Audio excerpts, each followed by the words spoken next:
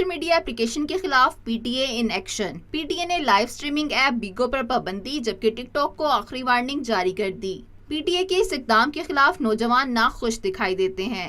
ये सिर्फ और सिर्फ ये लोग नेगेटिविटी देख रहे हैं, पॉजिटिविटी नहीं देख रहे। बिगो लाइव से इतने लोग पैसे कमा रहे हैं, टिकटॉक से इतना टैलेंट आ गया है, पाकिस्तान में इतने लोग पैसे कमा रहे हैं उससे भी। जबकि आईटी एक्सपर्ट्स कहते हैं बिगो और टिकटॉक ऐप की बंदिश से ई कॉमर्स पर मनफी असरात मुरतब होंगे। अगर सारी दुनिया ई कॉमर्स की तरफ आ ही गई है, हमें भी आना है। ये this is a call of the future. आपने इसको रेगुलेट करना है। इसमें आप बेहतर है कि आप इसमें एडवाइजेस ले लीजिए, आप एक्सपर्ट ले लीजिए।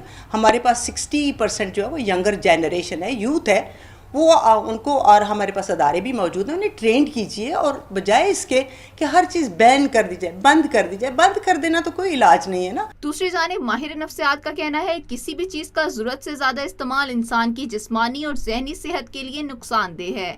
अगर वो पूरा दिन मोबाइल पे या लैपटॉप पे या कंप्यूटर बेस्ड चीज़ों में बिज़ी हो, उसका न्यूट्रिशन ख़राब हो सकता है, उसकी रूटीन, उसके एकेडमिक परफॉर्मेंस पुअर हो सकते हैं, जॉब से भी वो हाथ धो बैठ सकते हैं। अच्छा, दूसरी उनके हाइजीन पे भी बड़ा असर पड़ता है। पीटीए के मुताबिक बिगो और टिकटॉक पर गैर अखलाकी और फाहिश मवाद शेयर हो रहा है, जिसके बाद अवामी शिकायत पर पाबंदी का फैसला किया गया।